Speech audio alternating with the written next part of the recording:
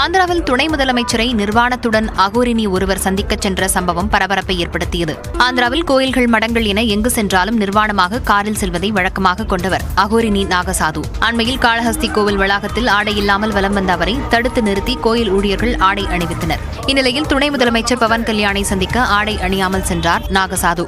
விஜயவாடாவில் ஜனசேனா கட்சி அலுவலகத்திற்கு சென்ற அவரை பாதுகாப்பு பணியிலிருந்து ஊழியர்கள் தடுத்து நிறுத்தினர். பவன் கல்யாண் தற்போது அலுவலகத்தில் இல்லை என்றும் அவரை காண இயலாது என்றும் கூறியதால் திடீரென சாலையில் அமர்ந்து போராட்டத்தில் ஈடுபட்டார். இதனால் அந்த பகுதியில் சிறிது நேரம் பரபரப்பு ஏற்பட்டது. சபரிமலை ஐயப்பன் கோவிலில் சிரமமின்றி தரிசனம் செய்ய பெண்கள், சிறுவர்கள் மற்றும் முதியவர்களுக்கு வழிநடை பந்தலில் தனிவழி ஏற்பாடு செய்யப்பட்டுள்ளது. சபரிமலை ஐயப்பன் கோவிலில் மண்டல மற்றும் மகரவிளக்கு பூஜைக்காக கடந்த 15ஆம் தேதி கோவில் நடை திறக்கப்பட்டது. அதனைத் தொடர்ந்து நாள்தோறும் பல்லாயிரக்கணக்கான பக்தர்கள் இருமுடி கட்டி வந்து சுவாமி தரிசனம் செய்து வருகின்றனர். 1 மணி நேரத்திற்கு சுமார் 4800 பேர் சுவாமி தரிசனம் செய்து வருகின்றனர். 18ஆம் படியில் பாதுகாப்பு பணியில் ஈடுபட்டுள்ள காவலர்கள் 15 நிமிடங்களுக்கு ஒருமுறை மாற்றப்படுவதால் 18ஆம் படி வழியாக பக்தர்கள் அதிக அளவு ஏற்றப்படுகின்றனர். பெண்கள், சிறுவர்கள் மற்றும் முதியவர்கள் சிரமமின்றி சுவாமி தரிசனம் செய்ய ஏதுவாக வழிநடை பந்தலில் தனிவழி ஏற்பாடு செய்யப்பட்டுள்ளது. மேலும் சுவாமி தரிசனத்திற்கு வரும் பக்தர்களுக்கு வழங்குவதற்காக 40 லட்சம் டின் அரவணை இருப்பு வைக்கப்பட்டிருப்பதாகவும் நாள்தோறும் 1 லட்சம் டின் அரவணை தயாரிக்கப்பட்டு வருவதாகவும் தேவஸ்தானம் தரப்பில் தெரிவிக்கப்பட்டுள்ளது.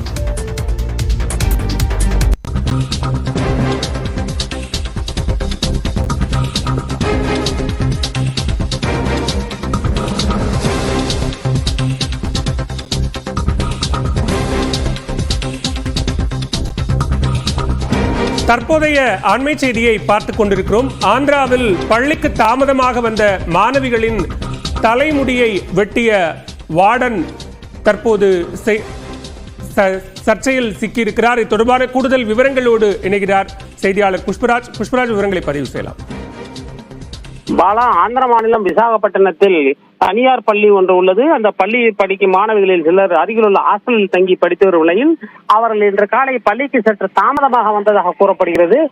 இதனால் அவர்களுக்கு தண்டனை வழங்க முடிவு செய்ய தாமதமாக அந்த மாணவிகளுக்கு தண்டனை முடிவு செய்யப்பட்ட நிலையில் அவர்களை சுமார் 2 மணி நேரம் வரை பள்ளியின் வெளியே நிற்க வைத்திருந்தனர். அதனைத் தொடர்ந்து ஹாஸ்டல் வார்டன் அங்கு வந்து அவர்களுடைய தலைமுடியை கத்தரித்து தண்டனை கொடுத்துள்ளார். மேலும் இந்த தண்டனை பற்றி வெளியில் யாருக்கும் சொல்லக்கூடாது என்று மிரட்டல் விடுத்து இழுக்கப்பட்டிருந்ததாக கூறப்படுகிறது.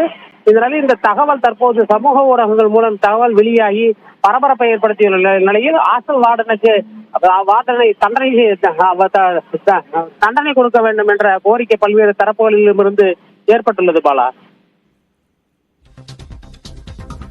விவரங்களுக்கு நன்றி புஷ்பராஜ்.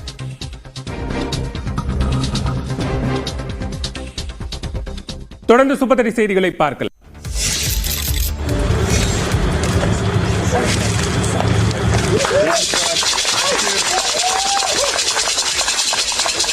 அமேசான் காடுகளுக்கு சென்ற முதல் அமெரிக்க அதிபர் என்ற பெருமையுடன் நவம்பர் 17ஆம் தேதியை சர்வதேச வன பாதுகாப்பு தினமாக அங்கீகரிக்கும் பிரகடனத்தில் அமெரிக்க அதிபர் ஜோ பைடன் கையெழுத்திட்ட காட்சிதான் இது. பிரேசிலில் நடைபெறும் G20 உச்சி மாநாட்டில் பங்கேற்க செல்லும் வழியில் அமேசான் காடுகளின் மத்தியில் உள்ள மனோஸ் நகரில் ஜோ பைடன் தரையிறங்கினார். தனது குடும்பத்துடன் அமேசான் காடுகளில் உள்ள அருங்காட்சியகத்தை பார்வையிட்ட பைடன் அங்கு வசிக்கும் மக்களுடன் கலந்துரையாடினார்.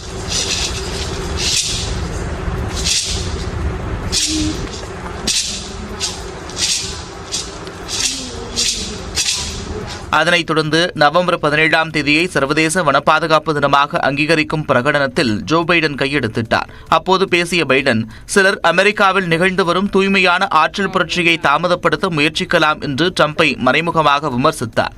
ஆனால் யாராலும் அதனை மாற்ற முடியாது என்றும் பைடன் திட்டவட்டமாக கூறினார். தான் அமெரிக்க அதிபர் பதவியிலிருந்து ஜனவரி மாதம் விலகுவதில் எந்த ரகசியமும் இல்லை என்று ஜோ பைடன் தெரிவித்தார்.